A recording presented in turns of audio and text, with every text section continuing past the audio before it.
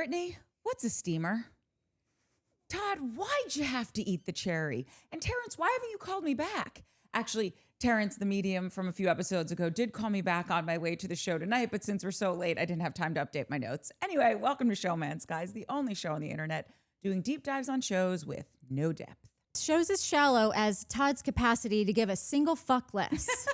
I like that a lot. Oh, good. Yeah, Thank me you. That's too. good. Thank Let's move on. You talked to this fucking kook medium on the way here? No, I didn't have time to answer. I was doing things. But he It's been- called you? Yeah, he that called me. kook that we just watched on the show. His name is Terrence. That was calling you. He called me. Oh my God. Did you tell him to watch this show? No, Oh. I haven't even spoken to him. Wow. I emailed him, tippity tap, to say, hey, interested in getting an appointment. Oh my And he God. called probably to schedule one, but I was busy trying to get here. Wow. We're a little bit long on that. I mean, we haven't missed the. Yeah, do you want to tell everyone anything? We said you had mouth stuff When did you tell people I had mouth stuff? last when Oh, we were so you doing did a show and you were like, we're sorry that the Salt Lake shit isn't happening. Yeah. You guys could have totally done that on your own. That could have been Natalie that refuses. No, I Natalie like refuses. the audience likes a male perspective, and I like three voices. How are the subscribers? I'll do it on my own. Don't threaten me Oh, with fucking, it. yes, you will. How are the subscribers? I Let don't me tell you know. something that I think is so funny. I don't ask. We don't Someone ask. said, I love that Shane asks about comments and subs every episode, but refuses to stay for the comments. He is complicated and multifaceted. Well, no, because I care about the growth of the show. That was It's the only reason I'm here. that was man to be, by the way. Thank you, Very, man. Thank you, Amanda B. Yeah, I mean, but I don't care about the comments, and I care about the subscribers. I just don't. Am I supposed to? You're supposed to You care guys about have whatever handled you that. want to care about. No, Amanda would totally believe that. I think she's going to buy this. I watched the show. I watched some of the show Okay.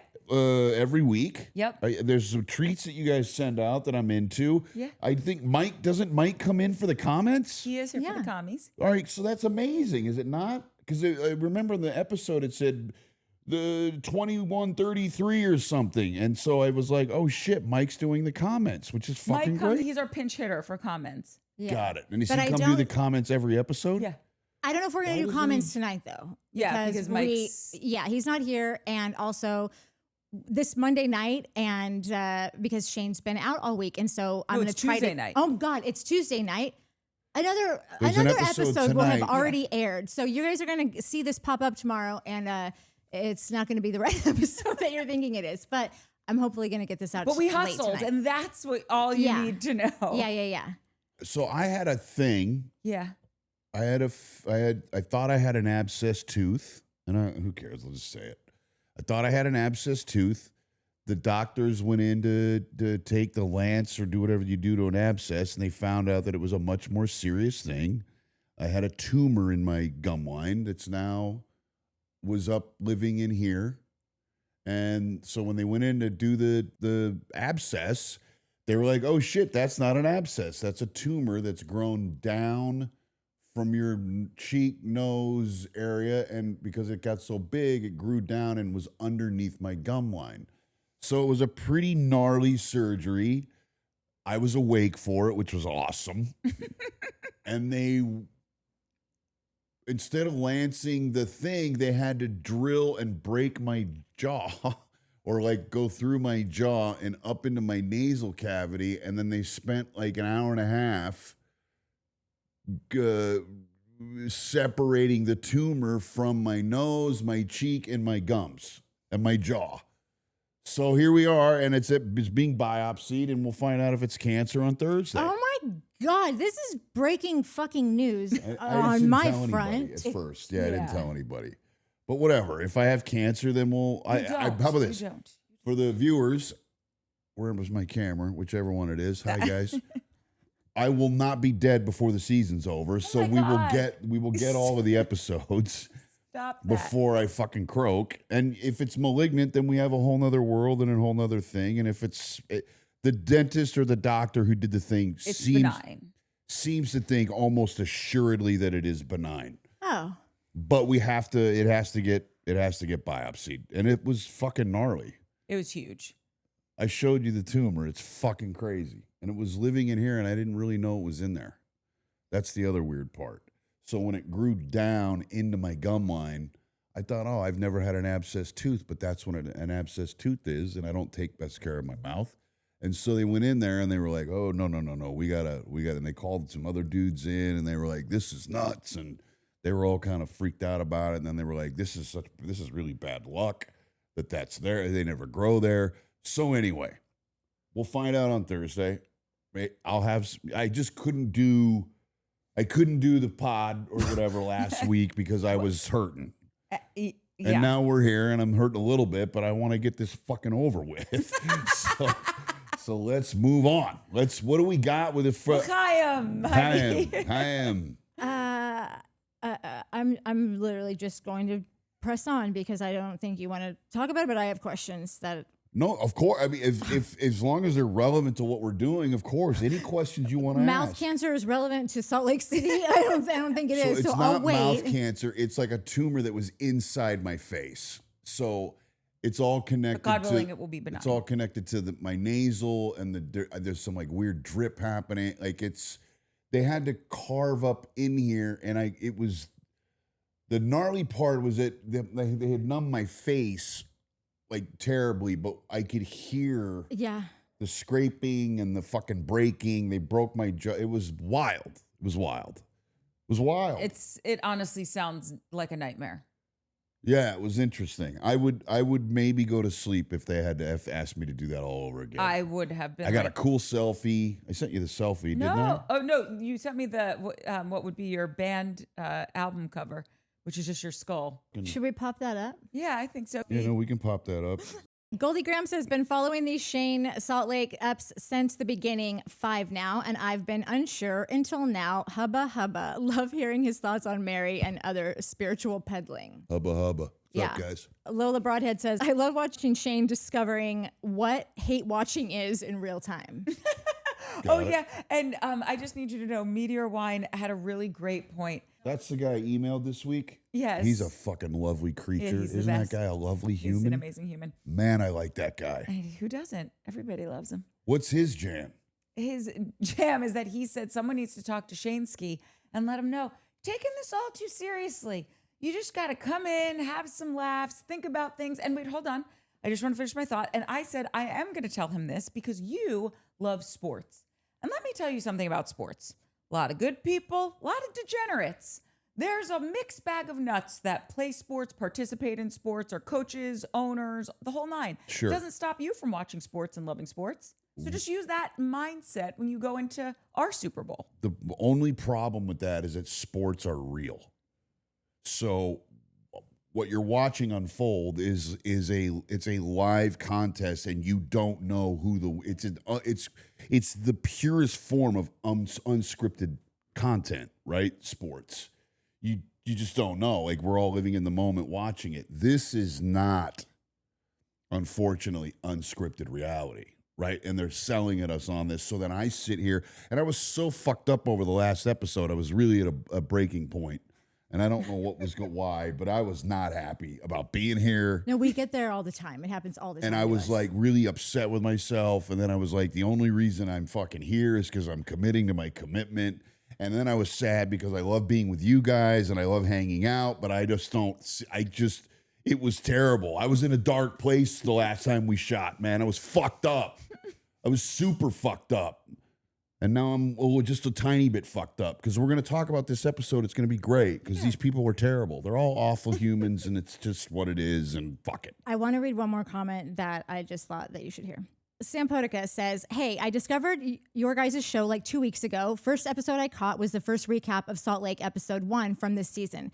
I just want to say you guys have something really good here. To give some context, I listened to Crappens for 18 days straight last year, according to my Spotify, haha, and I listened to a few other recap podcasts, so I feel like I know a good Housewives recap when I see it. I especially love the super long format of these recaps. I'm currently traveling Europe and in the south of France at the moment, and I have downloaded all the Housewives recaps, and you guys have been keeping me company on planes, trains, and everything in between. Fuck are you doing in the south of France listening to podcasts about these idiots? No, I think he's talking about... Enjoy the south of France, for Christ's sake. Don't take our listen we'll away. Be here when you get Listen, back. I think that they were talking about traveling, like being on flights. Right. Yeah. Got it. And got so it. they so we're said- a nice flight companion. The first episode with Shane going into addiction stuff was what drew me in, as I sadly have an intimate relationship with addiction. I'm happy to be jumping on the bandwagon at the beginning, and I wish nothing but good things for you and all the show. Thank you so much, a fan from New Zealand. Love it, New Zealand. So sweet. Yeah. New Zealand. Yeah. It seems like this addiction thing is prevalent. Yeah. more than we'd love it to be. I'm Yeah. sure that anybody would love it to be, but yeah. I wonder if it's because the watcher is of that. I don't know. There's got to, or just addiction in general. Is I think prevalent. addiction in general is just prevalent. That's my guess. You don't think it's just fucking alcoholics and drug addicts like this show a lot, or I mean, it's just. Well, you don't like it, and you're an alcoholic. Right, but I don't know. I don't. Yeah, I guess. I just think it's I think everyone is touched by some form of addiction, whether it's That's through, true. you know, a friend, That's true. a loved one, a significant other. And so we start off, Angie and Heather are FaceTiming. Angie is clearly regretting what happened yesterday. Not as much as she should have, because she really went off the deep end. And I like Angie. But saying just like, I regret going there with Lisa. And it's like, right, you should, because you are lowering yourself and you're also talking to the wall. It doesn't mean anything. You're not going to get anywhere. And then this also sets us up for the fact that she's going to have a conversation with Angie. And Heather also lets us know that Captain Jason is going to be on our screens tonight. And he is an Annie Herman boyoyoing cutie. Got it. Who is, and Heather is the jaw. Yes. And Angie is the Greek woman who Has the best dad ever. who has the best dad ever, who got down and got her fucking mud with the pigs and the thing. And she's now, I remember that. She was regretting Yeah.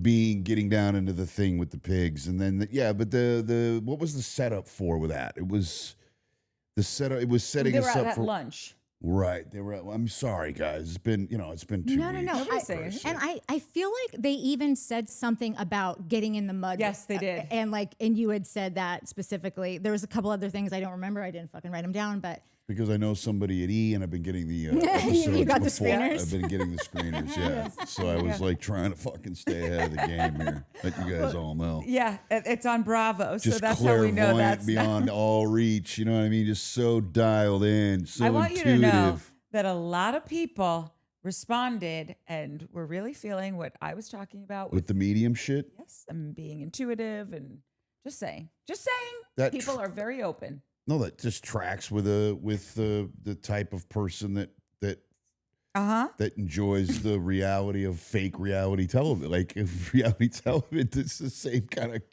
person, is it not? Listen, not that I hate I don't hate the viewers. I love the viewers. No, yeah, I know. I love the But subscribers. here's all another thing. fucking 20 of them. Oh, we're almost at 2,600. That's insane. MFers. That's fucking Okay. insane. But That is so Courtney great. could be preaching like satanic rituals, and if we bag on her, she's so lovely and kind in every way that people will be like, "Stop picking on Courtney. She likes Satan. Big whoa." so nice, guys. Thank you.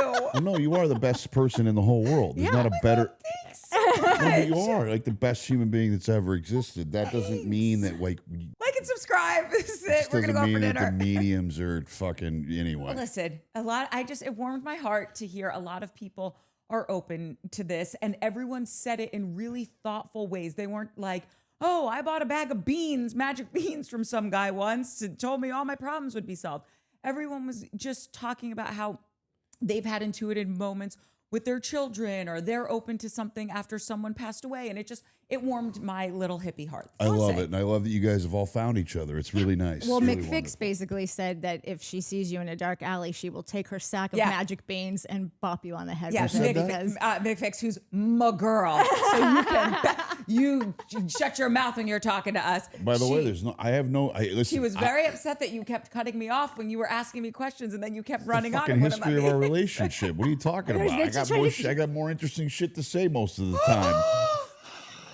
Then she came back and was like, maybe This is not true. I have great things. Can't I be in a fucking silly mood tonight? Yeah, I'm not okay, even you on can. No, fucking I don't Vicodin. care. You By the guys- way, I don't care. I'm playing along. It's Okay, great. An Thank you. improv, Shane, really, you ding-dong. now that you've played the cancer card, you really can say, I think, I really probably can. whatever you I want. don't know if I have cancer right now. Right? I can do whatever the fuck I want for the next 2 days. I can do Listen. whatever the fuck. I could have cancer. I Listen, could be fucking dying in Lean front of into your it eyes. while you right get the We're sympathy. all dying in front of all of our eyes. I That's how get life it, but works. I mean, my ticket could be punched, like far better than your guys'. Say that. This won't Nobody- age well if this is Nobody, true. well, no. First of all, it will age incredibly well No, because then I'm we're going to gonna go fucking attack. viral. I'm going to attack death right in the. I'm going to look it right in the fucking teeth and say, "Let's fucking dance." I'm not doing no fucking chemos. I'm not doing no take my face off. I'm not doing any of that. We're just Okay, going to can we fucking not smoke talk and about die. this? That's what we're doing. Yeah. Okay, our next scene is with. Oh, are you? What's Oh going yeah, on right you now? ruined her props. Oh, shit. The Doyers are playing, What man. a fucking game! That's another last thing, night, you huh? guys. Not What a only game. is he here with those issues, he's also missing the World Series right now. Yeah. to Fine, this week. it's great. So sad. Otani pitching in games. Fucking yeah. I don't That's know. what. It's all That's good. what. That's what TV, DVR, whatever recording shit's for. It's on. You'll be able to TiVo. watch it. TiVo. Yeah. Yeah. So nobody gives a shit about this first scene. Can we move on to the second Hold scene? on, where I just want to say okay, that sorry. I'm poor and I drink better coffee than Heather. This is the scene where we see her pull out the. I don't. It is fucking so unbelievable what people pick up, and you can absolutely tell people's personalities Yes.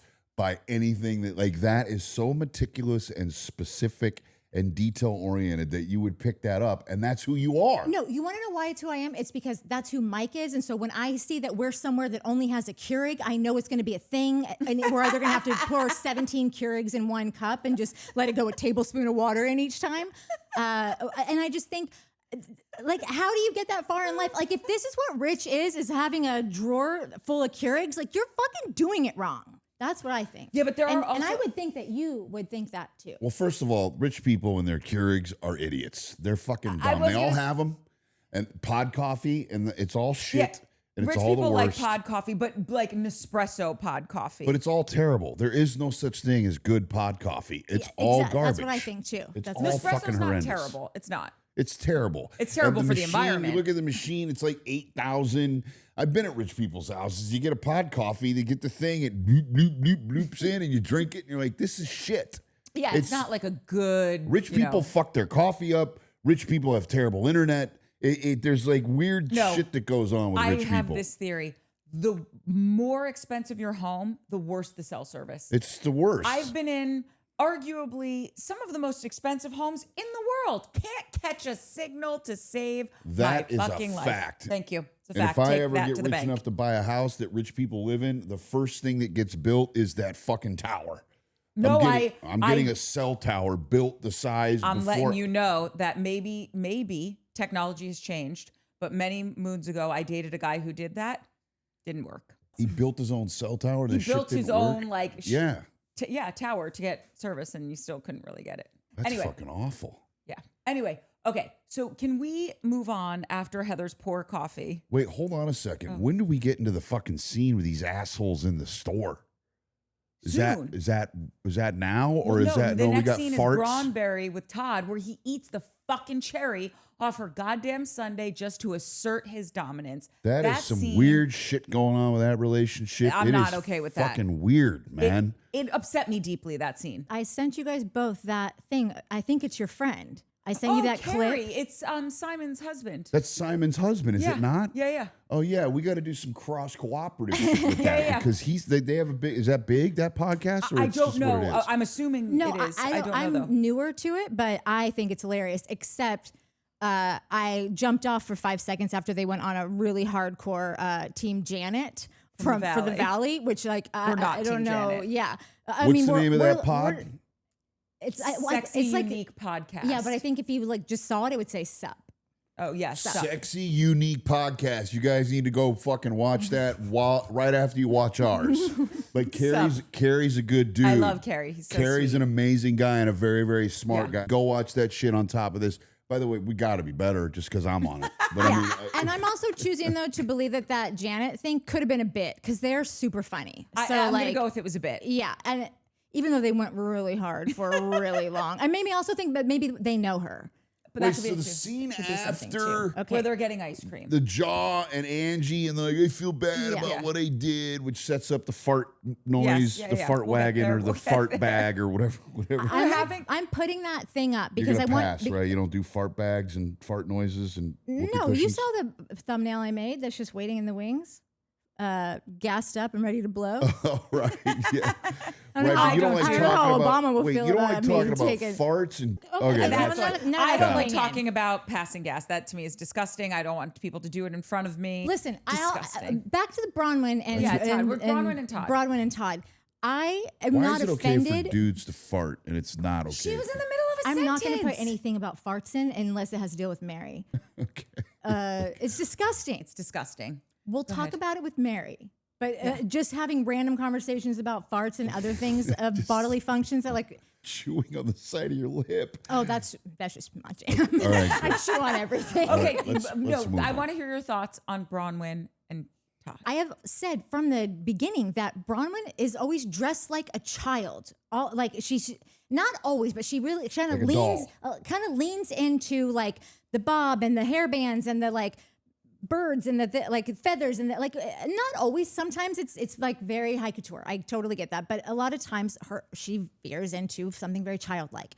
And I feel like they've got like this like dad-daughter relationship, but like not really because that's disgusting. But like like he's her Protector. Daddy. yeah. And I yeah. think Daddy. and the way that they talked about how like that could have been like foreplay for them, like her going, you know, I hate it when you eat my cherry, and he's like, I can't believe like and she's talking in like again, you'll see the clip because they did it so perfectly. Yeah. Is Bronwyn okay? She's not okay. She goes, I want a sundae.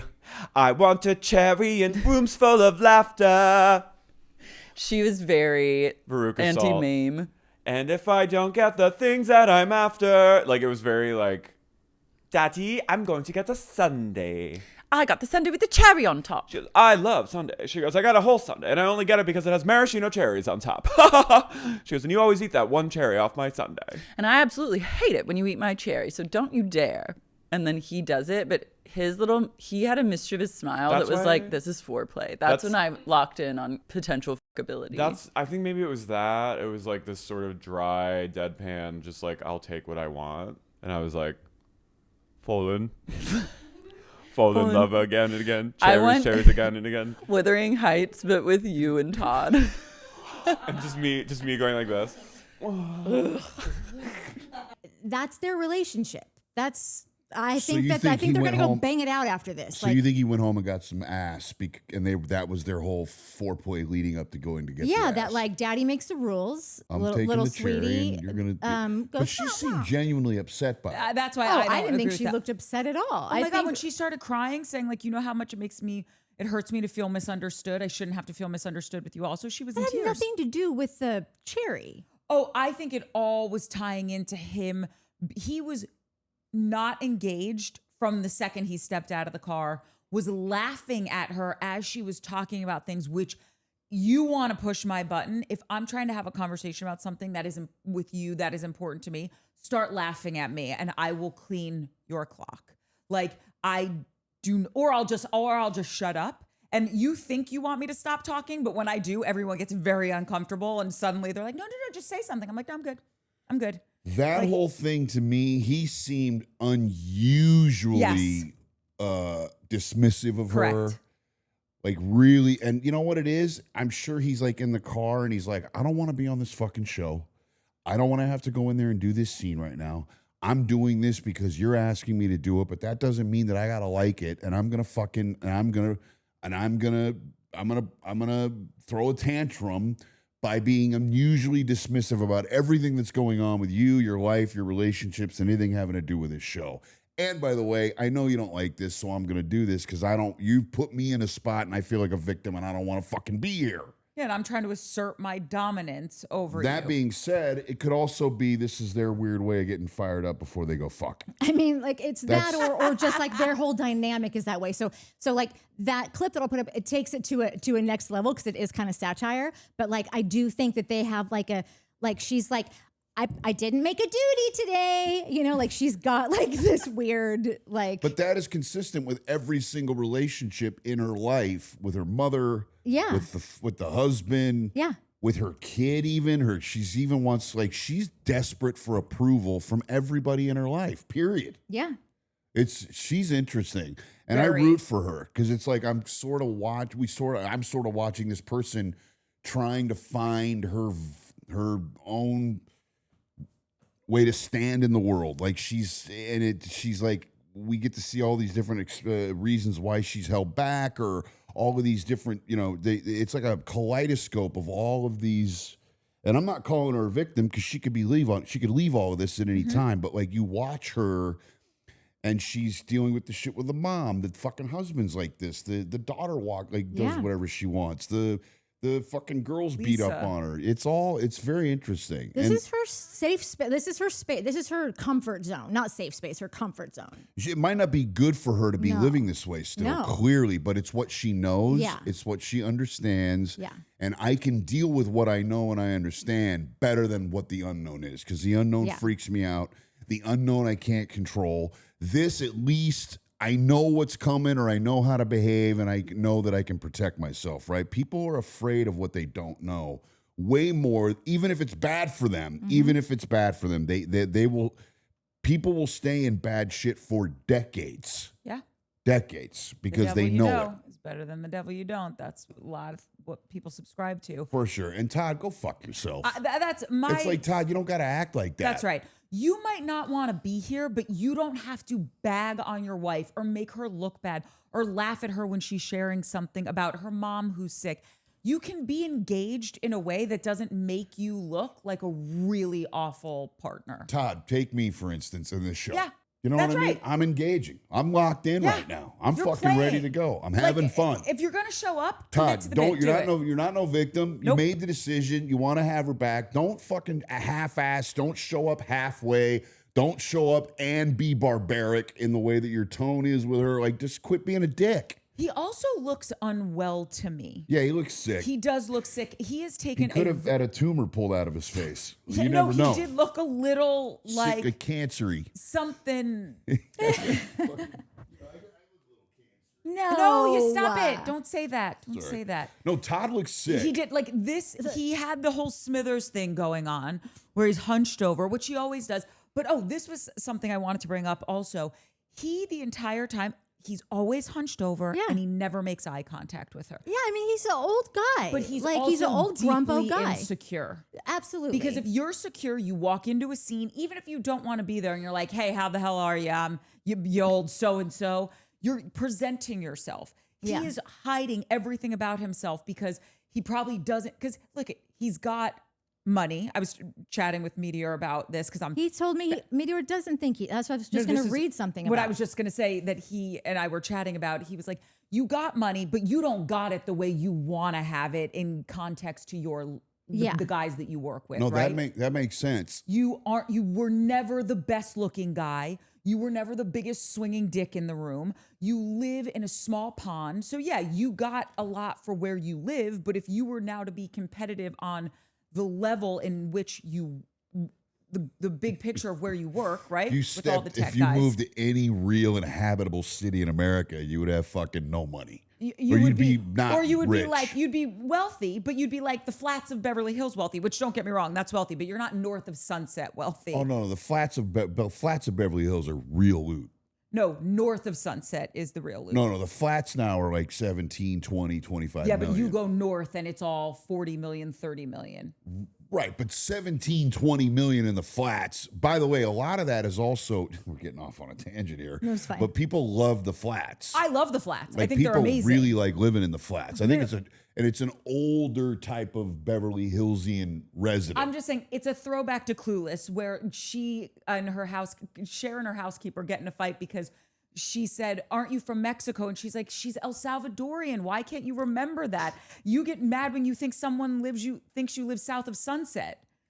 Because I my get it, point typically. is, Anyway, that dude does not have it to live in either of those areas. Sure, I think he could probably afford something in the flats of Beverly Hills, but I don't think he could splash out and get a $50 million mansion. I don't. Right. Yeah, that guy doesn't have 20. That guy does not have 17 to 20 million for a house. Sure. Maybe Anywhere. not. Maybe not. Like if he bought the house that we see in the next one with when Mary walks in, that house can't be more than $1 million. It looks ridiculous. It's on the market for like $4 million, but it's been on the market for like over a year. There's no way. Yeah. And there's no fucking way. No chance. Okay, a few things. Bronwyn grew up with that mother, and I think it got bad. Like I don't know how Bronwyn's childhood was before the pregnancy, the college pregnancy that made her drop out of college. I'm sure it was fucking terrible. That mother just didn't become a monster. That chick's been an awful cunt girl's whole life. But was Bronwyn the type to did she follow the rules until she didn't? Because I'm just like, we don't know. I have no idea. So I'm not saying that happens like out of nowhere, but I'm saying she doesn't seem to have that relationship with her other kids, or she talks about her other kids nicely and buys them things when they're pregnant and whatever. So it does seem like there's a difference. So Bronwyn could have just made the mistake that she did, or not a mistake, but in her mother's eyes, the mistake. Of course. And that could have changed things then, and she's been paying for that ever since. I wonder if whatever is going to come out with these lawsuits, I wonder if that is something that now Todd is basically her dad, and she's got this oopsie that she did, and he's been kind of covering for that, or maybe like this is all speculation. I have no idea, but he could have been like, "You're going to go on this show, and what if this stuff comes out?" And she's, "No, it's going to be fine. It's sealed, babe. It's sealed." Like I'm wondering if he is super irritable this episode because it's going to come out later, and like they always have a heads up of like when something like this is going to become a thing. She's got some shit coming on? It was at the end of this episode where it comes out that she has there's a lot of different penal codes, and one of them she had an eviction, and so that came up, and then the other was identity fraud and identity theft. Right. She said it was dismissed, and she wasn't charged with anything, and the case is sealed, so she can't talk about it. Now there's some back and forth about that, but that's all that's been said on the show. Is my point thus far. Oh, okay, right.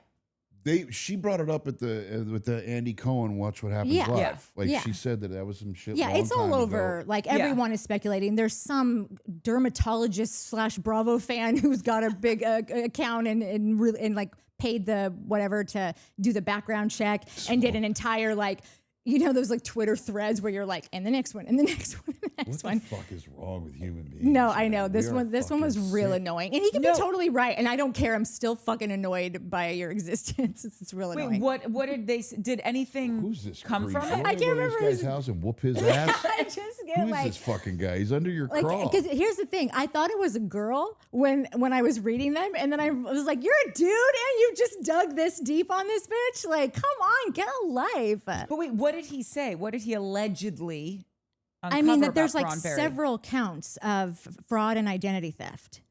But they're all grand. Like they're all over $1,000 or whatever. They're all felony charges. And that if you get a case sealed, that's and I have an idea that this could not be the case here, but if you have a case sealed, it's usually for your benefit. It's not for anyone else's. It's like the company, like if you call to get a reference on a job, like that job can't be like, well, we sued her because she frauded us and stole everyone's identity. And that costs money, I would imagine, to seal that record, right? I'm sure. I would imagine Todd paid for I mean, that. I'm sure. Isn't it something like, because this is happening on the Real Housewives of Atlanta, one of the couples are getting divorced. Go ahead, sorry. And keep interrupting. Because we're talking about the sealedness of shit, and their divorce was sealed because they didn't want their kids to ever be able to go back and read the inner workings of like, you did this, you cheated mom. here, you beat, whatever the things were. I'm not saying that that's what happened here. I'm just saying that's why they had the divorce sealed. But he wanted to screw her in the press and with everything, and he was like, I want it unsealed. Why do all these bitches on all these shows have fraud and like identity? Because they hate themselves. They want to be somebody else so badly that they'll break the law. Well, this was before. Yeah. And here's the thing. But the type of human that wants to be on this show is a deeply flawed and broken individual. There isn't a single fucking housewife that has showed up and been like, I have a toolbox and I'm fucking ready to go, and I'm kind of a complete human being. Not is there all of is there them have one complete human being on any of these shows? Maybe Bozema. Yeah, on Beverly Hills. Beverly Hills, yeah. You would love her. Posema St. James. She's rad. But there could be a reason. So, Garcelle is- so like, and like, again, I don't know. Like, everyone is saying like, oh, she's saying she can't talk about it because it's sealed. She can talk about it. It's the companies that can't. It's for her benefit. But then I was thinking about it, and if she worked at like a financial company, like I also, if I'm JP Morgan or whatever, I might not want the public to be able to see that like I've had employees that have like stolen identities and frauded people and whatever. And they're not being specific. We don't know what any of these things are, but for those to be like the key words in it, it doesn't. Well, no, most of the fraud shit that these broads all do, the stolen identity and the thing, it's all in the goal of trying to acquire more money. Is it not? Yeah, and a lot of people will say, like, see, Bronwyn's was before the show, but a lot of people on the show, I think, get in trouble because the show is not paying for any of this shit when they've got the parties, I think the trips they help with, but for the most part, they got to show up with new bags and new sunglasses and new cars and new houses and have a ski chalet and whatever. And so I think that like, to stay on the show, you start, it's almost like it's a drug. Like you got to keep getting more and more. So you start getting desperate thinking like, oh, she just did this. And now what am I going to do this season? I'm already on the chopping block and whatever. So I think it's not, you can't blame it, but there's a instigator. Got it. So the fucking Andy Cohen sicko is, there's sort of this rat race. Like, yes, you're going to be on the show, but just know that you got to spend in a certain way to keep you on the show. Because if we're not, we've got 9 other fucking broken broads that want to get on the show and have the money to spend and give us production value. I mean, here's yes and no, because like if you look at other, she's like, well, no, because there are what's her name? Gina doesn't spend like that. But I do think that like the ones that have like nobody has any real money on Orange County right now besides Heather. Yeah, like Salt Lake women all do have a lot of money. Beverly Hills women all do have a lot of money. So it just seems like I think the Salt Lake ladies have that much money. I really don't. They don't, but you don't have to have a lot of money to pretend to be a baller in Salt Lake. That's right. Like you just I think that Mary has a lot of money. I think that Meredith has a lot of money. No, Meredith rents her house. Just because she doesn't live in Salt Lake. Right, but if you had a lot of money, you would just buy 2 residences. Or you would just rent a house for an exorbitant amount of money like they do. It's like Heather, what's her name? Juicy Scoop was talking about it the other day, like giving Meredith like a straight to camera, like, Meredith, what are you doing? Who spends X? And I don't know if it was $30,000, $50,000 a month. Like it was something that you're like. Someone who doesn't have the money for a down payment does that.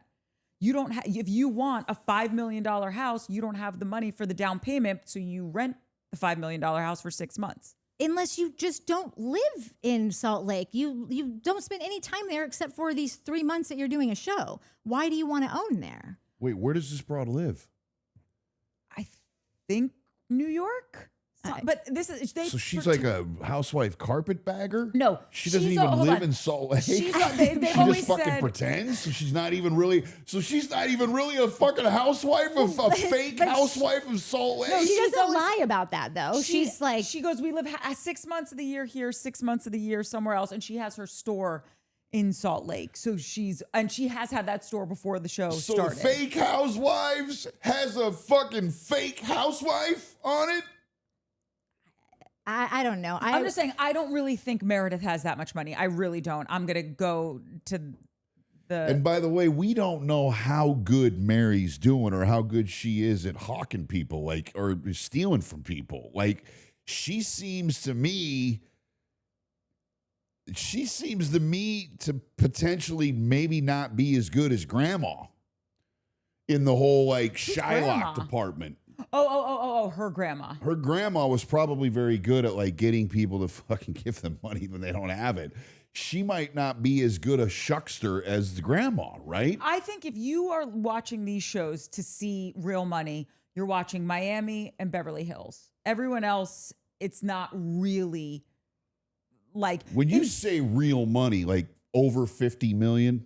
I mean, like Lisa was living on Star Island with her husband in like a very expensive home. That's real money. That's Star real Island. money. Yeah. But that's like wealthy. It's not rich. It's uber rich. To me, that's what I'm categorizing as real money. Lisa Barlow? Lisa Hochstein. Oh, That's Star I don't know Island. what They ain't fucking around. They're I not can't believe they let anybody film in that joint. Yeah.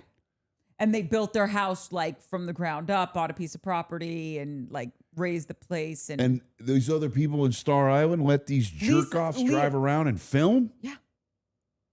Marisol's mom had real money. Her dad had real money. Like Larsa Pippen has. If I lived on Star Island and I saw one of these trucks driving around when they were getting out and filming people, I'd be like, you're fucking evicted from Star Island. It's the dumbest money of the money. It's like Bezos and Brady and like why these guys aren't trying to get clipped by. And then, by the way, in Beverly Hills, they were filming in Beverly Park, which is real money. That's real money. Yeah. Interesting. Anyway, point being is we are now at the scene where John and Angie are not John and Angie, John and Lisa, thank you, are talking. She's packing for the trip. And I just want to point this out. Whether anyone believes in the medium stuff or not, it obviously all affected all of the women because all of them brought up their readings in other conversations where you could tell when she was talking to John about the marriage thing, like this is really an issue for them. They are so disconnected, don't know if they were ever connected because when they start talking about their issues, she's like, well, it's been like this since we got married. And I was like, I'm sorry, come again? You had this problem when you got married? Then why did you get married? Well, and I get it. I know a lot of people do things like this. Because because they were both getting something out of it. There was some kind of weird compromise. She wanted his lifestyle, and he wanted someone to do the dishes or run a house. Isn't that she said she's like the house manager? No, she works and she does everything at the house. Right. So I mean, she does both, and I think that probably worked out well for him. Like, oh, I have a mom to do my laundry and do the dishes, and she brings home money. What's her story though? Is she from like New York City. Was she always Mormon or No, she she's converted for Jewish. him? She was born Jewish in New York City and she converted, but I don't know if she converted for John. I hope so. No, I think she Why else are you found converting Mormonism. to Mormonism out of I mean, I nowhere would as a imagine she single probably lady? converted because he probably asked her to do that, and I got the house and the loot, and this is what you want. And she's like, great, I'll be a Mormon. I don't think he was some wealthy dude when they met. I really don't. Yeah, I don't know. I don't know what their deal is, but you want to know something? I also, even though I just asked like what her backstory is, I don't fucking want to know. Like those two creep me out. They're super creepy. Actually, watching that made me feel a little happy because she's suffering. Like there's real suffering going on in that, like in that union. That like she goes to bed every night fucked up that her life's that. She is unhappy at home. And she's got to keep going. She set up so much shit that she's got to keep going and going. It brought me joy that I know. Yeah. After watching that at places she doesn't talk about at parties. That's from a movie. She's suffering. Yeah. Oh, she fucking totally hates her life. Yeah. She hates herself. She hates her husband. Her husband hates her. He fucking hates her. I don't think he wants to hate her. I think he has gotten to the point where he does because he feels like such a nothingness. He fucking hates her. He hates his life. He wants dick. She fucking hates everything about her life, and she is in a constant state of misery. And I was into it. I know I'm into it too. I know I enjoying can't it. stand her. He does not like her. Obviously, we've covered that.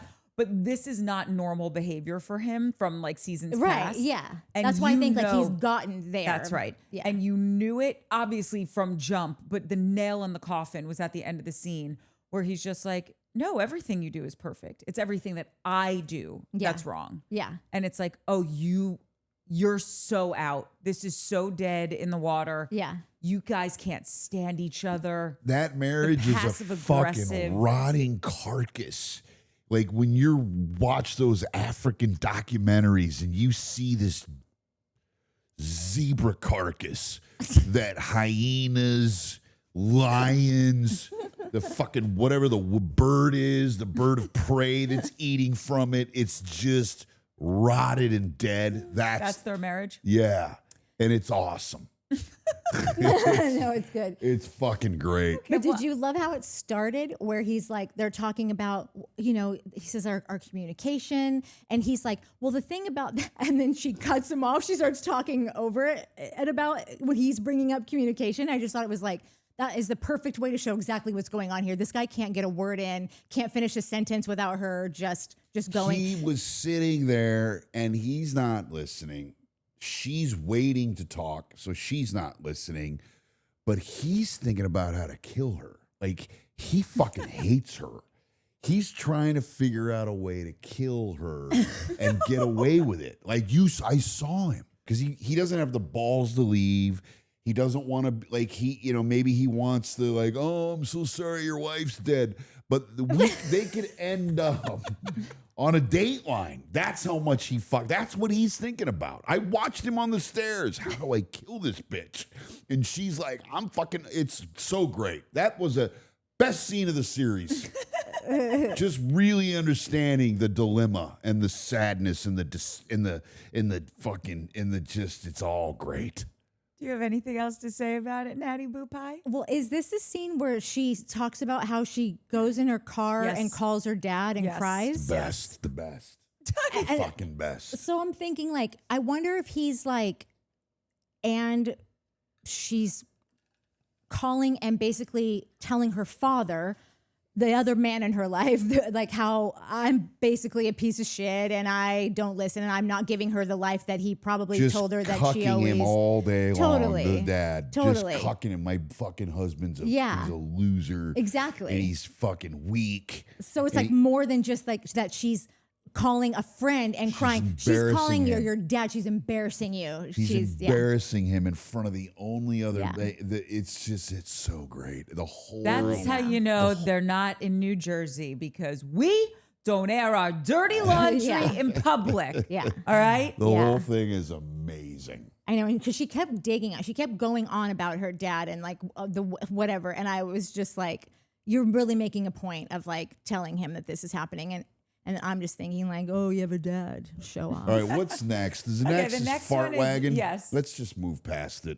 Does anyone have anything to say about the scene with Angie and Mary? No, the whole thing was Oh, stupid. you had a whole rant about farts and everything else, but now you want to skip the fart scene? Well, no, they created this fake drama. The whole thing is a setup. It's all bullshit.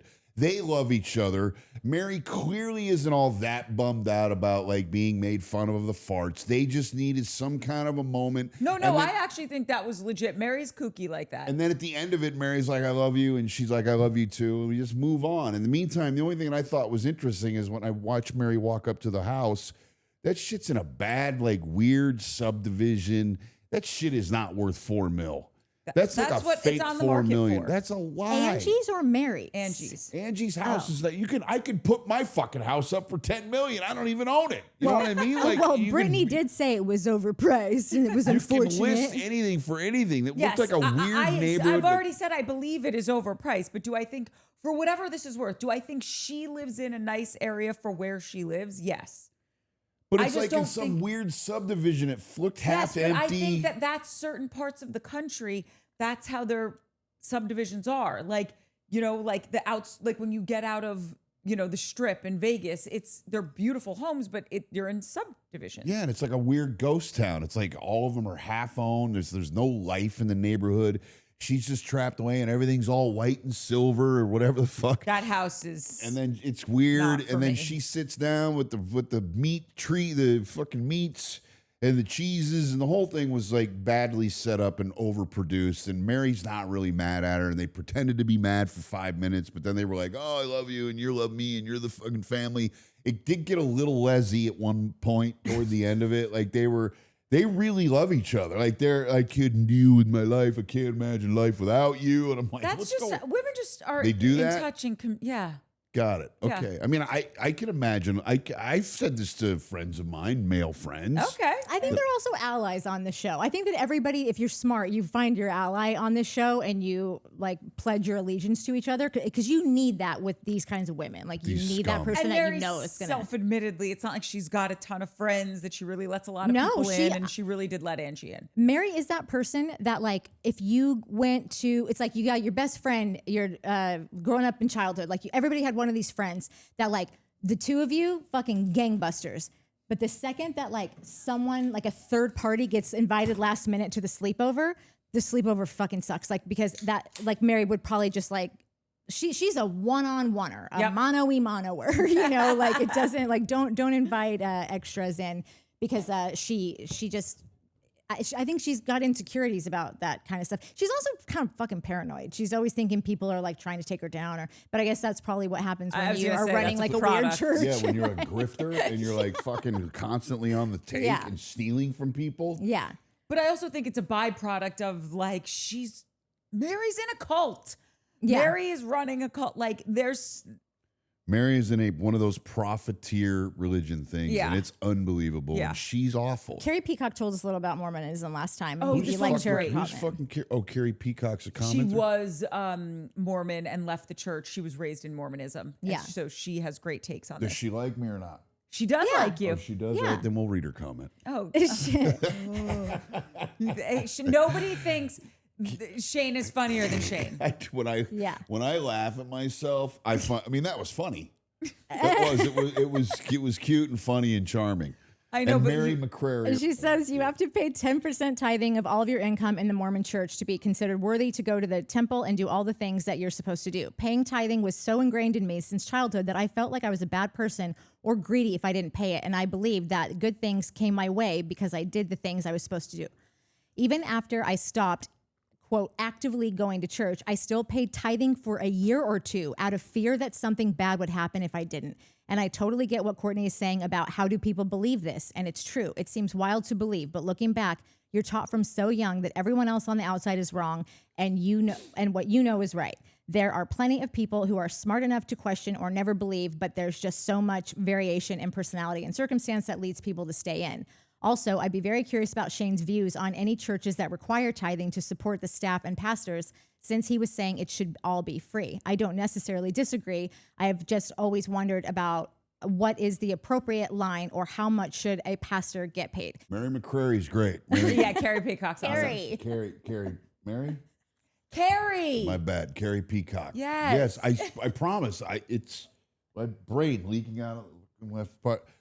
First of all, the tithing thing is interesting. So I belong to something where everything is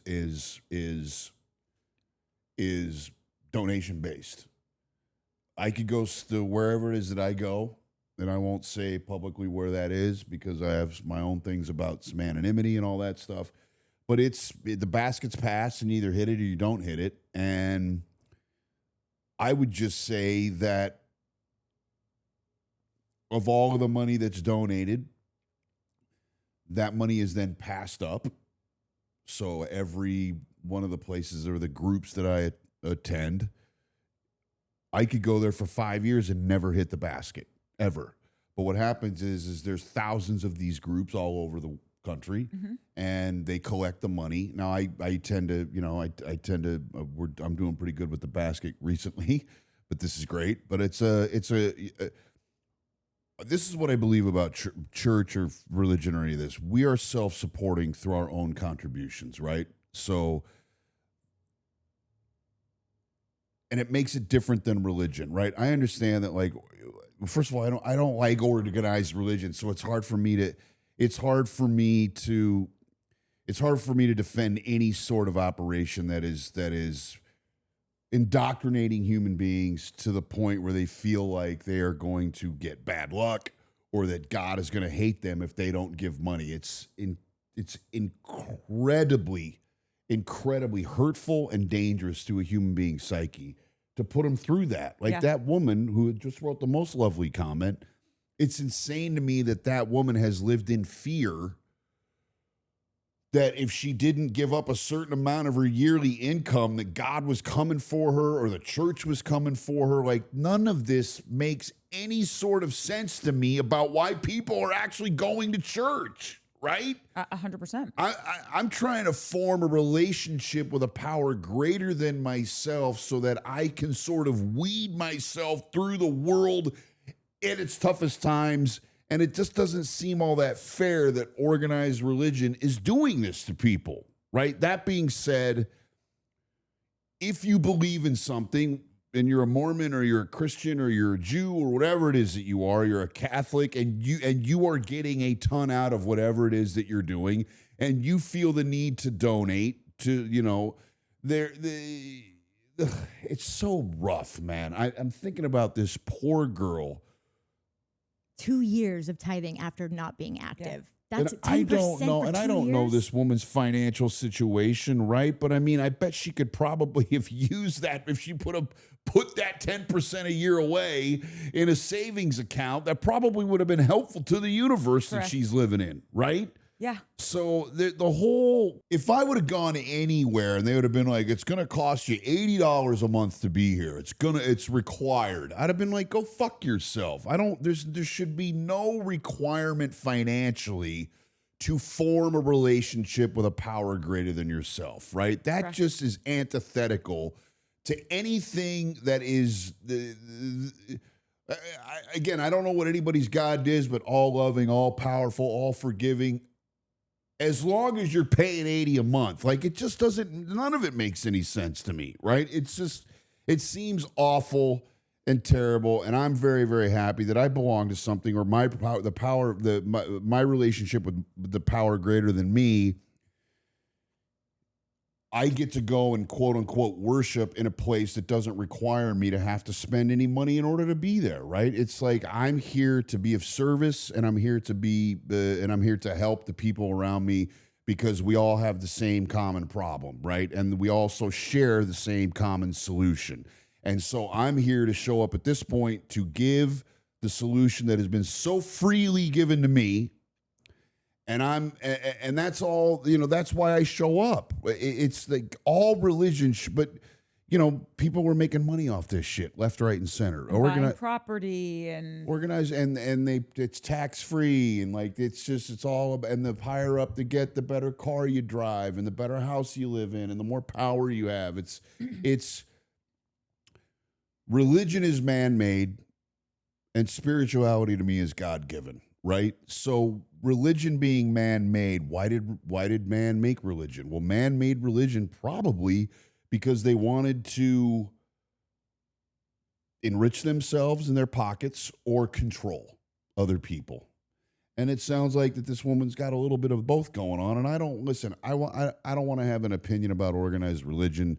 I just know that it seems to me that it has done a lot of harm.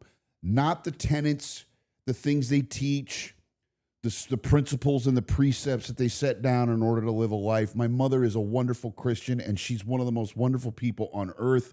And she really does just wake up every day and go, how do I help the world? Dude, same. My mom's the exact same way. And it's beautiful. But I'm sure that my mom on some level was oppressed by feeling the need to give to the church or give a certain percentage of her money or whatever. And listen, if that's what, my mom's no victim, if that's what she wants to do and she whatever, that's great. But for me as an outsider looking in, who's not had their talons, like who's not had their meat hook, like somebody, it's just fucked up, and it's unfortunate, and it's sad, and it's a lot of this fucking show that we're watching with these people and their Mormonism. It's weaved in and out of all of these women, and none of these women they're all fucked up. And the one thing that we can kind of through line on all these chicks is that they've got some fucking hang up about who they are, about what they're not enough about, or what they're broken because of their religion is fucking telling them that they're this, that, or the other. So none of these broads has stepped up and been like, I'm a Mormon and my life's pretty good, and this is what I did, and this is what I've learned, and let me share it with you. Like there's no healthy version of any Mormon on this show. My jaw hurts now. Well, her question is, what's appropriate for, like, say you're at like a grassroots, like in the South, and they've just got like, it looks like it's an old house with a Little steeple. I'm like, temple? No, not temple.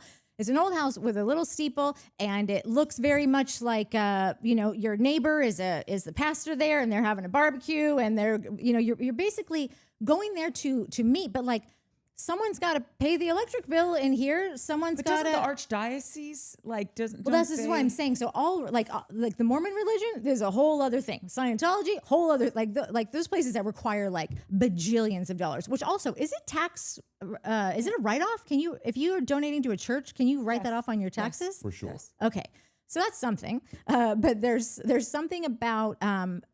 What she's saying is that like you got to keep the lights on somehow. So some churches have a bajillion dollars, but I know that when I was going through my year of like converting to being a Catholic, they gave me so many things. Like there were so many like events and so many gatherings we had here and there, and there was food and there was just the stuff they got to print out for you all the time. Like it just the Catholic religion also, I'm sure, is one that has more money than God. LOL. LOL. Yeah. Well, no, the But Archdiocese of Omaha, right? And a lot of my cousins are Catholic. A lot of my aunts and uncles are Catholic. They tithe 10%, or they try to, right? They're not required, but it's pretty belted into them that it's a bad thing if you don't. So they all put in 10%, and then all the churches in Omaha give to the Archdiocese of it's like a localized hub that's in charge of, and they print out all the shit and the things and the tassels and the cards and the Mary death things, and then they sell them back, or they don't sell them, but like if I go to the church, I give $20 because I'm at the funeral and I get the thing and the tassel or whatever the fuck it. So the church does. The little church in Omaha on 50th and Leavenworth, right? There's 40 of us, and we collect the money every Sunday. We maybe keep 75 or 80% of it, and then we send 25% up to the Archdiocese, and all the other churches send 25% up, so they're running. But in the keeping the lights going, we got to go get more members, like in the little church on 50th and Leavenworth. it's a slippery slope. Like, and again, I understand the whole, like, there is some professionalism that needs to occur in order for religion to be, but it also at the same time, God shows up with the lights off in my world. Like God shows up. That's what I was going to say. If multiple people are showing up going, I need help, or I'm trying to, and let's read the Bible together, God's going to appear whether the lights are on or not, whether the church is nice or whether it's not. But again, it's the people that are involved in the organization of these institutions that they're the ones that are the most worried about the money. My aunts aren't worried about money and rate. Like they if we're gonna have a Sunday fucking thing in the park, everybody in the church brings a good. They bring a baked thing and they do it, and they have their church picnic or whatever. Like it's. The people that are worried about the money are the people that you should be worried about. No, I know. And if you would be able to see if there was any transparency in, like, if you gave your congregants oh, this was our rent this month, this was our electric bill, this was how much we paid for the wine that we drank with. Well, no, you can't do that because then people would ask questions. The more information I get, if I'm sitting in the pew and I'm like, wait a minute, it only costs $400 a month to run this joint, and and I see what's going on, and there's thousands being like taken in. The less information the possible, especially to the sheep. But so here's and then we'll move off of this. I know we've been on it for a bit, but I know that like. Yes, you don't want to put all that information out there because it just needs more questions. But also, if you're giving money, like there should be transparency, because like whether you're giving $20 or $200, like I don't know, you'd probably like to know like if it's did you not spend that much this month? So what's happening with it? I have a Jewish friend that has been able to call on his rabbi multiple times when he has had, like, because he works in entertainment. So sometimes he's working a lot, sometimes he's not, and has been able to get help with his rent, a few $100 here, a few $100 there. So it's like, if you're really in a congregation that is actually like, you can come to them and be like, I give my whatever every month and I'm having a rough go. Like I don't know. I didn't know that places did that, and I thought that was lovely. And You gonna convert again? I'm always open for business. Pitch me. I don't know enough about the Jewish religion or what they do, but I do know a little bit about the Jewish culture because I've grown up I've been in LA for almost 40 years. There's a I want to say it's different than Christianity or Catholicism. It's a culture. They're into building each other up. So if like I need $500 to keep my rent and all that, they're a little. I think they're probably a little more akin to helping people. Yeah. You know, I don't know if you can go pitch your business idea to your fucking rabbi, but they look after themselves, and that makes in a much more tangible way, and that's only because, and it makes sense appropriately that 80 years ago the Jews almost ceased to exist. Right, so you got to grow the population. So you got to take care of your own. Take care of your own first. You can't be willy-nilly about anyone wandering off and just dying because they have no food. And that is a very real thing that I don't understand culturally. You guys don't understand culturally. It's like a thing. People not that long ago were being led to ovens and fucking systematically destroyed, right? So they are looking out for each other in a different way than we would have been maybe 1,000 years ago when the fucking Romans came and tried to kill us all. Like, I don't, and I don't know enough about religion, but that makes sense that if I'm Jewish and I'm really Jewish and I show up at my synagogue every Sunday and the rabbi thinks Saturday, and the rabbi thinks I'm a good Jew, if I ask for $1,000, he's probably going to ship me $1,000. That's what I would think on that. By the way, I don't have any fucking idea what I'm talking about there. That was a guess. What's next? Okay, so now we are at Heather and Lisa in the store when they go shopping. Right. And this is where Heather does, push back a lot with Lisa when they're talking about, Lisa's actions just being, Lisa's a tough friend to have. And Heather says that to her. And Lisa can't compute any of this because she is the inside of her eardrums are like Teflon. Like everything just slides out of her ears. She hears nothing. She absorbs nothing. And it's why I keep saying she's such an infuriating person to listen to, period. Not just have an argument, to be in a discussion with this person because she's never truly listening, whether it's with her husband, whether it's in her argument with Angie, whether it's her getting into what becomes an argument with Heather. It's like, you need to hear this. Your inability to hear these things is what has made you the person standing before me today. And you're a risky friend to have. You talk out of both sides of your mouth. You sit here and you say, don't count my money and I won't count yours, but I could count yours because it's not that much to count. It's like, well, what did you just do? You just did the thing that you said you didn't want done to you. You're a closed loop lunatic. Mm-hmm. You don't even need someone there to fight with you because you're the argument, the comeback, the shitty comeback. You're firing back at yourself. It's like, you need to go away.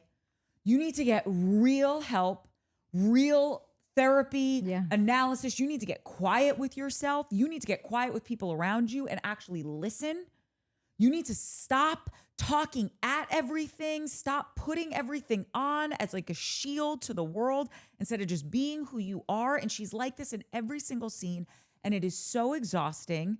And this scene was no exception to the Lisa rule for me. She's like that. She's like, have you ever had like in your car, you have like an argument in your car, you think like one might be coming down the pipeline, so you're like kind of prepping for it, like, or an argument that like you'll never have, so you're gonna have it by yourself in your car you have things to say and you want to scream like what you want to say to this person.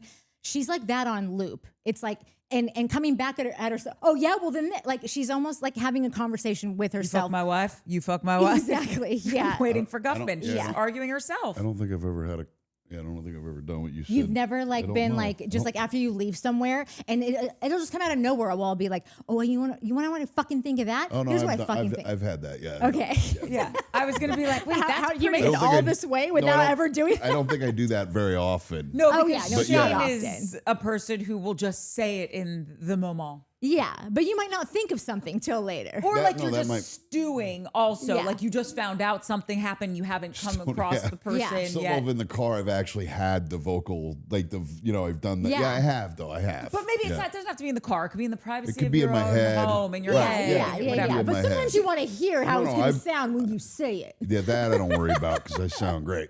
But I've done Again, no one loves Shane I've done more the than head thing for Shane. sure. I've done that. But I mean, yeah, I don't need to practice or articulate anything. Yeah. But When it she's comes, it's thinking coming that good. it's always coming. So she's always prepping. That's Yeah, what 'cause it she's seems always to me. dishing it out. Yeah. Okay, you had said, "Are we at the scene where they're in the store yet?" Which led me to believe that you had some feelings on this scene when Well, no, Heather and Lisa again, are the arguing. scene is very stupid. And the scene is like, okay, they were given direction because they needed drama, and they're like, bring up something with her, like and so then Lisa melts down, and you get the people in the store looking at her, and the whole thing. It just shows you, there's no reason in real life to have an opinion about anybody's behavior unless they ask you, if that makes sense. Like, we're close, we're friends. I might think, fuck, Courtney should probably do that. Or maybe she would have a better fucking chance about whatever if she acted this way. Or Natalie could do this. Or I might have an opinion, but again, it's not relevant to the show because it's not real life. But the second one of you guys looks at me and goes, I really think that you should change this about you, my immediate thing is to get defensive, right? Like, no. What the fuck are you talking about? Why are you coming at me like that? And now you've just put yourself in a position to be like in the mix or have drama in your life. I don't want no drama in my life anymore. And so what happens is my job as a friend, or the jaw, let's say the jaw, is to witness my friend, right? Like, and I do this with you. I do this with you. I witness both of your guys' lives, right? You not as much, but you a ton. And I witness all of the beauty that's going on in your life. I don't have an opinion about how you're living your life unless you're doing something to affect me. And then I might look at you and go, I need you to not do that, or I need you to take a look at. But insofar as like you live in your life, it doesn't so the jaw had an opinion with Lisa because Lisa's behavior is fucking her life up, right? So she looked at the jaw, or she looked at Lisa and was like, I would like it if you did this, that, or the other. And then the whole thing ensued, and it was all madness, and here's the television, and here's the drama, and we're moving on. But at the end of the day, these people just need to not have opinions about each other's lives unless they're asked, if that makes sense. Sure. But that would make a very boring show. Correct. And truly, with the show, you have people who get along and you have people who don't get along. And it's like the real world. Finds out, 7 strangers picked to live in a house, find out what happens when people stop being polite and start getting real, right? Well, it's also 7 20-year-olds who are plied with liquor and they have opinions about what everybody's doing all the time. Yeah, yes, they had liquor in the more recent years. I know the show's not on anymore, which I really missed that show. But when the show first started, when they were in New York and San Francisco and whatever, let me explain something to you. If I had to live with Puck from San Francisco, this guy's flying snot rockets across a room. This guy was disgusting. Vile person. So then if you were like, okay, I don't want to be in this situation anymore, and being on television isn't worth it, so I'm going to walk out the door, right? Or how about this? What I would have done is what the rest of the roommates did, in that we're talking about the real world, San Francisco. If you haven't watched it, watch it. It's fantastic. When they all realized, no, we all can't stand him. You maybe have one person in the house, and it's because there's kind of a will you, won't you, hook up kind of vibe. We're just going to vote you out of the house because the rest of us get along and the rest of us want to be here and the rest of us have a good relationship. Yeah, there's some flare-ups because there's differences and you're really conservative and this person's really liberal and things like that. But this person is a menace to this household, and they voted him out. And I think that they took appropriate action based on it was all filmed. And I think we should be like, listen, Lisa, you bring nothing of joy or enjoyment or thoughtfulness to the show. And I know, but we're not. But she's bringing eyeballs. Right, but like that's also interesting television. If they all say like we're out on you, that's also interesting. It doesn't. I just don't know if they feel like they have that. They have that. What's that? Awful. Power? What? Yeah. What's the awful fucking woke word? I don't know if they'll have. I don't know if they feel like they all have the agency to do that. It's a good woke word. That's a really good one. I'm trying to write them all down. Yeah. My son, I have 1,000 opinions about my son or his life. Yep. You know, like fucking, does he need to be doing this? Or like, if I bring it up on the phone, it's the second and I can't help myself, but I see him doing something that I think is really not good for him. And I'll be like, what do you think about maybe doing this? It's a wrap. The phone goes down. They fucking don't speak to him for a week and a half because people are adults. It's my job to witness people, right? The second I get myself above my skis and have an opinion about someone before I'm asked, like, Dad, what do you think about my, and then I have every right to have an opinion. But like anytime I just offer up my opinion without being asked, the jaw with Lisa, I now have put myself in a position where I could inevitably have a problem or not have the best day. Because this Lisa broad just comes firing back. You know she's gonna. The jaw is then upset with Lisa because Lisa's not hearing her or taking, but the jaw knows that Lisa isn't going to hear her before she has an opinion about fucking not being her. It's just so, and again, I have to. So then there's her agency. Be like, this woman's like talking to a cantaloupe. I don't want to do it anymore. I get it. But then they all go to the producer and say, we can't deal with this broad no more. And then maybe we don't see her again next season. But then again, maybe all these broads are like, she's the worst. She's a nightmare. But you know what? She brings eyeballs and we don't want to be canceled. So we'll just end up fucking dealing with this chick all of the time and being miserable.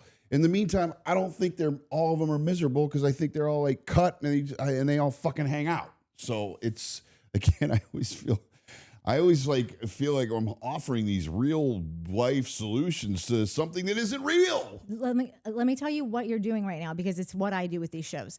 We don't I'm with you 1,001% on like I never say dick all to my friends. People in my life, like I would never say it's weird that you're doing that way, or like, you know what your problem is, like that hasn't come out of my mouth, and God knows when. Couldn't even say when. I do these shows, probably people that are watching this would never in a million years believe that I don't have an opinion on someone's life. But I live my life in a very liberal way where don't tell me what to do. I don't tell you what to do. I might see things in you. That's actually not really liberal. That's more, Is it? No, not Republican, the other one. Libertarian. Yeah, it's a little more libertarian. Well, and I probably... Also a little conservative in the sense of like, don't tread on me. Or just, what goes on and you're like, small gut. Well, anyway, that's all. That's all. That's a whole lie. That's all. A whole no, lie. Totally. But like I am like it's very easy for me, and I think I could speak for both of you, that we put ourselves in other people's shoes all the time. Like instead of going, why are you doing that? We'll ask ourselves, why are they doing that? And have a little inner dialogue and think, I wonder how she was raised or where she's from or who her last boyfriend was or like what kind of relationship she's, like whatever it is. It's that's a natural thing for me to just do automatically. So I don't like people judging me. So there's probably things that I want to say because I think it might help you. But I know that there's maybe something about me that you could come back at, and like I'm not opening myself up for business that way, Sure. So when it comes to Heather, I've been on a journey with Heather. Like every week I feel like I'm like, here's what Heather's doing. Heather's scared of this, or Heather thought this, and now she's trying to buddy up to this guy, but now she's saying that the waters are rough over here, or that alliance is better over here, or whatever. I have a feeling now that Heather is trying to stage a coup. Like I think that she's trying to either big dog Lisa and become like the guy, the person in the middle holding the snowflake or whatever. Snow globe. What I can't. Is it what is? What are they holding? I can't even remember. It's John Smith's nutsack. That's what it is. John Smith's Barlow's glowing nutsack. That's brilliant. Isn't that the guy who started so Mormonism? Oh, Yeah. I thought you meant John Barlow, Lisa's husband. That would be hilarious. Joseph Smith. Or they're Joseph just holding Smith's out golden cash. nutsack Yeah. is what it is. Yeah, that's what it And is. on a stack of cash. Yeah. It's tip or die. Yeah. Tithe or die. And a golden nuts and Joey, whatever the Joseph. fuck. Listen, the jaw wasn't wrong. No, everything she was said saying was correct. right. She's a great message deliverer. That's why I liked that she said all of it. Totally. But I am just looking at what are you doing here? Because it looks to me like she's kind of gearing everyone up in like a very low key campaign to perform it. Well, you're the show. Yes. You're the more producery of the bunch of the three of us. So you've kind of trying to prognosticate where it's more all going. conspiracies than like. But the jaw wasn't wrong. The problem is that now the jaw has a problem with Lisa because she had an opinion without it being asked. If that makes sense. Like if Lisa if Lisa would have walked in there and been like, "Why doesn't nobody like me?" Or "Why do I feel like people are bummed out I'm going on this trip? Do you have an opinion about that?" Then, because it's been offered, then you know that someone is open to listening. Yeah. Correct. The jaw had an opinion without being asked, and then now the broad immediately is clearly defensive, feels like she's being attacked, feels like she's being victimized, because that's where this broad lives in her life constantly. But I was rocking it because the fucking jaw's right. No, she's totally right. I call Also, her the jaw. no, it's fine. Call her Jaw is what? Heather. Just in case anyone hasn't caught on, Jaw is Heather because she has a mega strong jawline. And here's the thing: Heather is feeling herself this season. Heather has been on her GLP-1 weight loss journey for all of last season. I think she was thin last season a little bit too, or maybe was like going through it. But like Heather has always been, I think, just a myriad of insecurities because of her divorce, because of her stance or her place with the church or getting kicked out, because she's always been a little overweight, and now I think that she feels like I can come correct now, and like I'm not scared that you're gonna be like, shut up, chubbo, or like, shut up, you unmarried, whatever, you know? Like I love that for her in the way that like, I always say like, I got to stay skinny if I want to keep talking shit on so many people, because the first time someone says like, oh, why don't you, like, just says something like that, I will be like, I quit. I don't know why I said anything. Anyway, so I think we're just seeing this side of her that we have never really seen this much, and she's svelte and she's got a strong jawline. Yeah. She's got leadership, you know, like it's a bestsellers. Yeah, but like I do worry she's getting over her skis because in a scene later we'll talk about when she's with Meredith. Yeah. I feel like Meredith is clocking like what is going on. Like yes, but I think Meredith was okay that or Heather was okay that she clocked it. That was my thought. How you were saying earlier that like the Mary and Angie scene like just felt so like you guys clearly like came like this was funny, and it was funny because Angie did like she had a minute where she was like, but you could tell she was like on SNL when they crack and they're laughing like they're always kind of just trying to hide that. She was cracking when Mary kept going about her gas problems.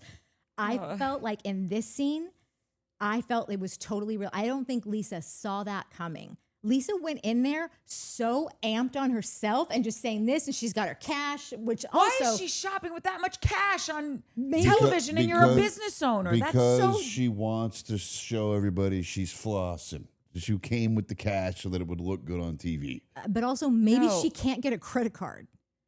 Because if she's got all those lawsuits from not paying any of her business loans back. Who knows? It was all dumb. It was all like, come on. It was. Really? Okay, rap star.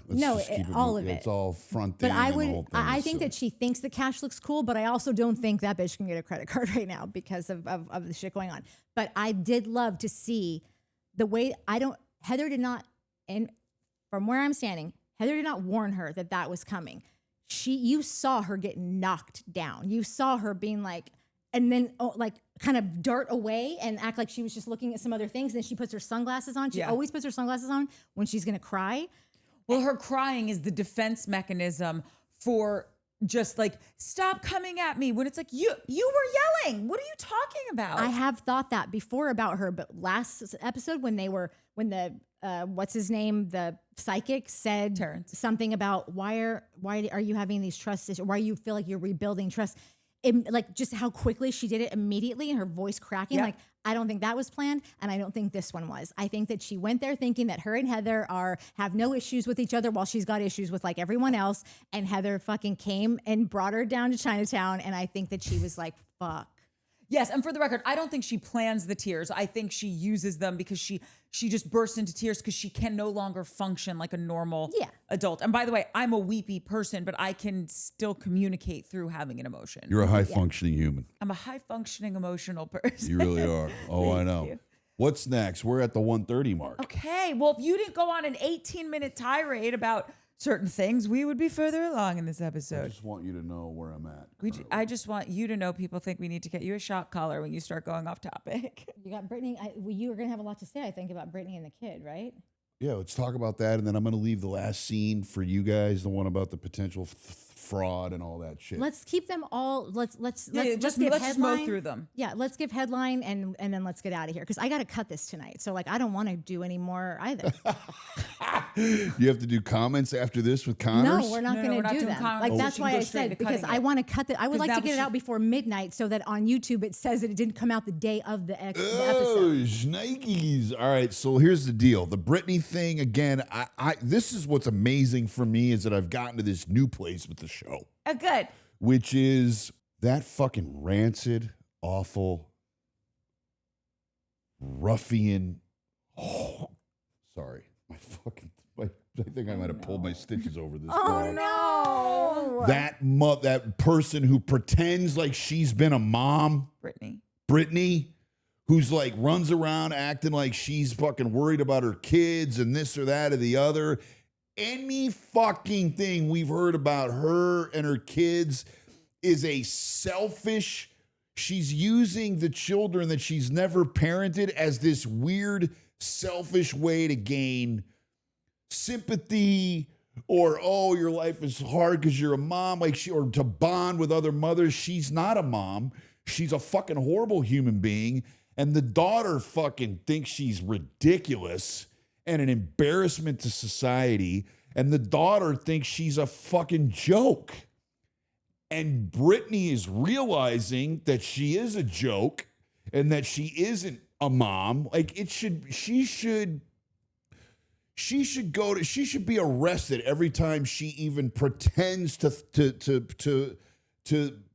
act like she was ever a mother. That broad's never been a mom. She fucking dissed her kids off on her husband and has been chasing dick for the last 10 years. I agree with most of what you're saying, with the only exception to when Olivia said, you okay? Yeah, I'm all right. Okay. Olivia, her daughter said, my mom, up until my parents got divorced, my mom was the perfect mother. She was there for everything, at every recital, sporting event, graduation. She was the best. And then they got divorced. And this has been my point with Brittany since Jump. She has been brainwashed to, and I'm not making her a victim, and she's old enough to know better, to get shit together. Her children have been calling out for help, but she was brainwashed to think the highest value your soul could ever have is to be a wife. And when she lost that, she's just been clawing her way through to try and be that person again, thinking that this is what I have to give all of my attention to because this is my calling in life. This is what makes me go to heaven. This is all this nonsense. Great, but that's all fine. But then also say, and in doing all of that, in chasing that, I have abandoned my children. That's just what I'm saying. I'm just giving a more nuanced timeline where it's like the children said she was good up until my parents got divorced, and then she went off the rails. She's been abhorrent ever since, and we've seen it. No one has ever said that this is someone who has been. It's with a lot of these women, we could say, listen, they get on my nerves, but you could tell like she's a good mom. She shows up for her kids. She loves her kids, X, Y, and Z. Can't say any of that for Brittany. Brittany is the child in this situation. When her daughter is saying, I would never do this. I'm asking you to be here for me, to see me. You invite me over and then you're making out with your boyfriend in front of me. And she's just like, I'm so sorry. I don't know what to do. I don't know. Brittany, this is what you do. You be a parent. That's what you do. Or Brittany, you say, I don't know how it happened to me, but I have I was raised in a way, or maybe the church has put it on me that like being a wife was number one, and I thought that I was failing at that, and I was doing everything to get there, and I totally fucked this up. But like, it's not for nothing. I don't ever want to hear Brittany again say, I don't know why that happened. I don't know. Like, gosh, I don't know. I don't know why I did that. Like, tell your daughter why you did that, and even make up something if you have to, because just give her something, because otherwise you look like a total fucking idiot, or like you couldn't care less about anyone but yourself and this guy that you're chasing after who is no catch. No, how about this? I'm a twisted, broken individual, and I need severe, desperate help in order to be any sort of functioning human being in regards to you and our relationship. Fine. Until that happens, I'm going the fuck away, and I'm not going to bother you, and I'm not going to pop in and out of your life at coffee in the minutes that I feel like I want to act like I'm a mom. And I also am like worried about what everyone's thinking because I'm on this TV show. So I need to set up this coffee so that it looks like I'm trying to do some healing.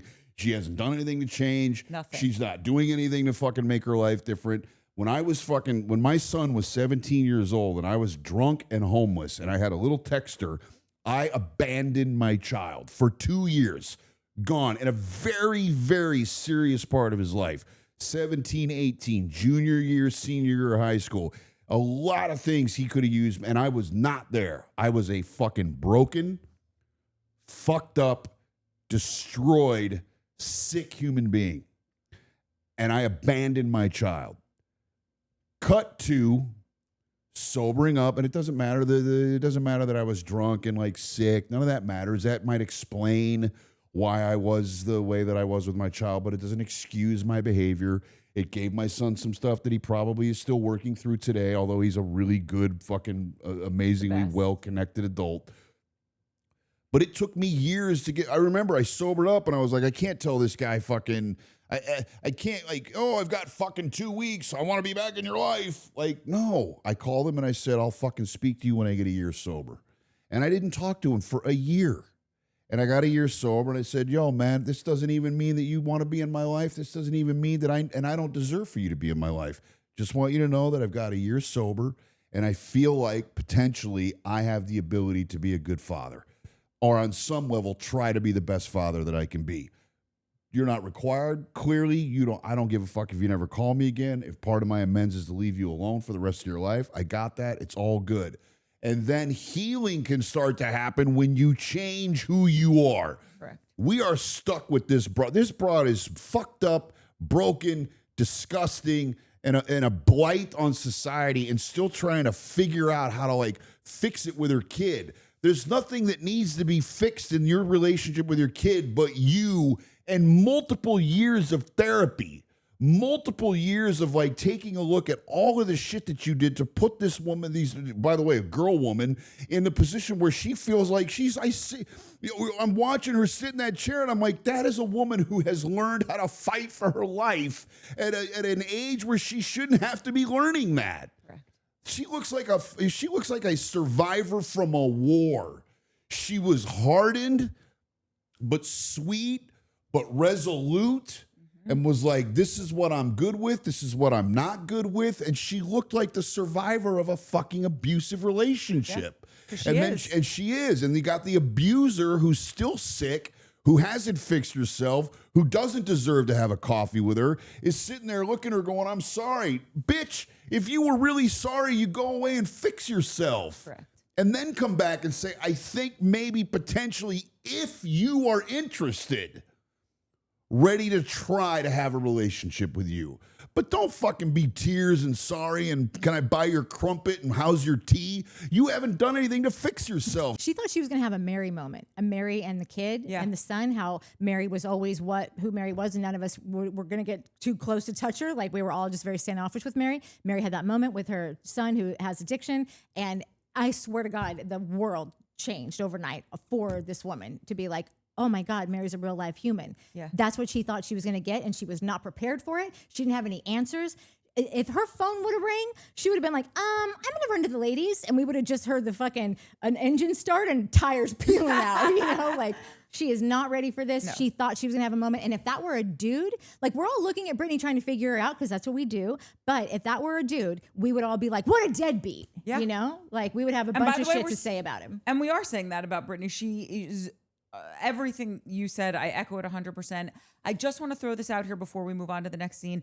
I do wonder, now that I've seen Brittany in so many different scenarios, she has a stunted way about herself. They're all like this on some level. Every But one of she's these chicks. she's the worst. No, she's like trapped in a No, no. 16-year-old That's brain. right. or And so I something. just wonder at what happened to her when you were 14, 15 years old that really, it was the point of no return for you. How you think you can show up to that coffee house and fucking have it be all about you and what you want out of this situation or what you want it to be like? It's so self-involved. It's so fucking devastatingly like self-aggrandizing, self-involved. It's awful. Awful. It's just awful. And I fucking hope that little girl or the girl woman or the woman or whatever it Olivia. is she is, Olivia, I hope she I hope she sees this. And here's what I have to say, because it's okay for you to look at your mom and say, fuck off until you get better. You know Because what? I'm not going through this again with you. I don't even know. I don't even know if she needs to hear from us. She held her She- ground. she She knows. fucking nailed that. She knows. She's been to war and she survived. Olivia and Bronwyn need to speak. Olivia needs to be like, this is what you do with your mom, lady. Yeah. Oh, yeah. Meredith and Heather, which was a ridiculous product placement scene of the Lexus when they're walking and talking, and Heather's telling us it's been such a rough week, or Meredith's talking, she chipped her Okay. tooth and Yeah. hurt her toe. Yeah. Right. I remember the thing. They get out of the thing. Yeah, that was what's that word?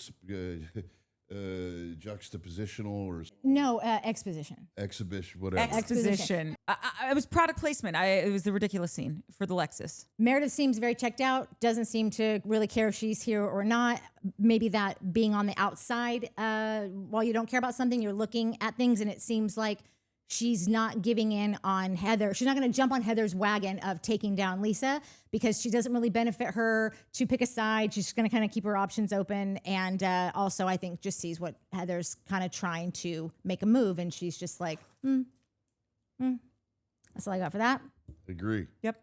And then nobody cares about the Mary filling out her stupid Oh, yeah. primary thing. Can't wait to do that. Yeah, same. Can't wait to Yeah. go on a ship and fill out my Here's what I like for breakfast. Yeah. Here's what I like to drink. Here's I what can't I want my remember what it's coffee. called, but Yeah. it doesn't matter. Yeah. Your preference sheet. Thank you. Preference sheet. And then the last was when Todd and Bronwyn got together because they were just basically going over the fact that she can't talk about this case. And I just want them to open up a little bit more about it, but I Was don't he think we're any going to get better that. in this scene than Much he was in better. the last? He was. Yeah. Yeah, he was just like in a bad mood and was like, I don't want to do this today. And he got out of the car, and so he like took it out on her by being Yeah, a Todd, dick. go to therapy. You don't get to take your shitty feelings out on the people around you because you're unresolved about your emotions. Probably That's best what for therapy's Bronwyn not to go, though. He probably is right about that. Oh, 100%. Yeah. She should not go on the She should trip. not go on that trip.